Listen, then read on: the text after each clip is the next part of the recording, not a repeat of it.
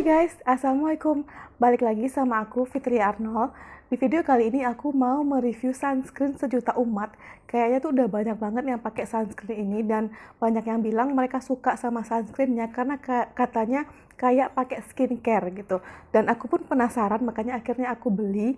Dan tapi juga banyak yang ngeraguin sama sunscreen ini. Banyak yang ngeraguin sama SPF-nya. Cuma setelah aku cek di official Instagramnya, mereka klaim bahwa sunscreen ini udah diuji secara in vivo dan ternyata SPF-nya itu adalah 49,3, bahkan lebih dari yang mereka klaim di packagingnya.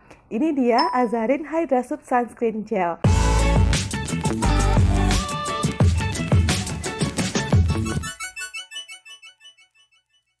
BTW sorry ya guys kalau suara aku agak serak karena emang aku lagi batuk sekarang.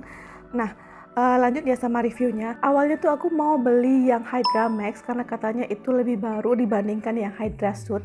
Cuman aku juga penasaran nih sama yang ini karena udah banyak banget testimoni positif tentang sunscreen ini. Nah, yang Hydra Max itu SPF-nya 50 dan katanya itu cocok untuk kulit normal to dry, sesuai sama jenis kulit aku. Tapi aku pun penasaran nih sama yang ini. Walaupun ini katanya lebih cocok untuk kulit oily to kombinasi.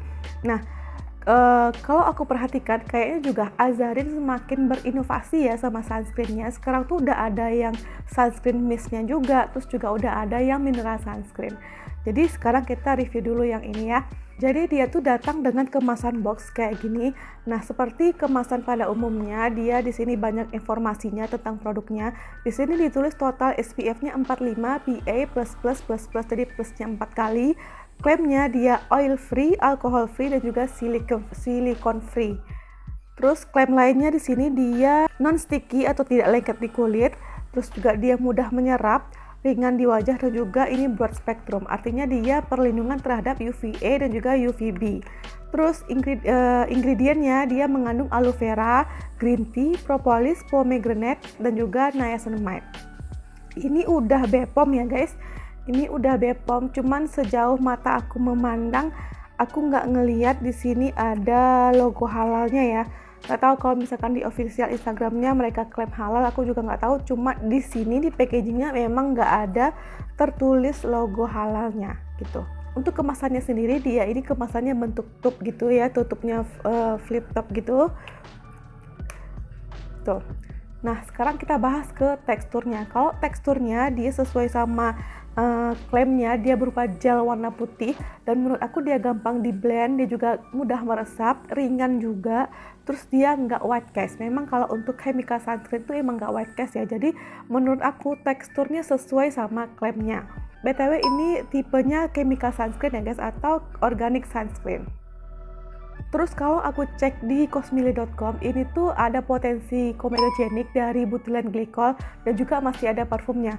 Dan kalau untuk yang lainnya tuh kalian bisa cek sendiri di cosmile.com, aku tampilin di sini, itu yang lainnya aman ya.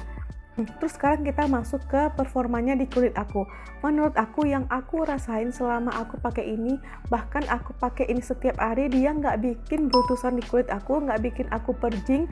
Biasanya kan kalau sunscreen dipakai setiap hari itu ada aja ya perjing atau brutusan atau jerawat kecil-kecil yang muncul di muka aku. Nah itu nggak sama sekali dan menurut aku ini mudah dibersihkan sunscreennya.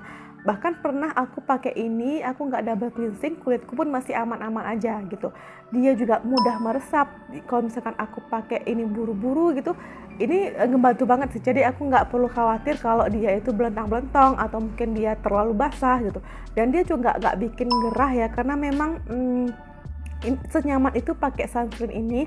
Terus dia juga yang paling penting bagi aku tuh nggak gerah dan dia juga nggak bikin aku beruntusan atau jerawat kecil-kecil gitu.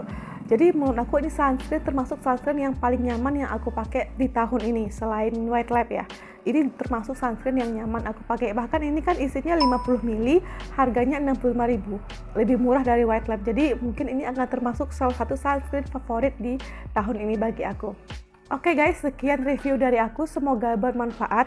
Dan kalau kalian suka videonya, klik like-nya dan jangan lupa subscribe YouTube channel aku dan bunyikan loncengnya supaya kalian dapat notifikasi setiap aku upload video. Dah!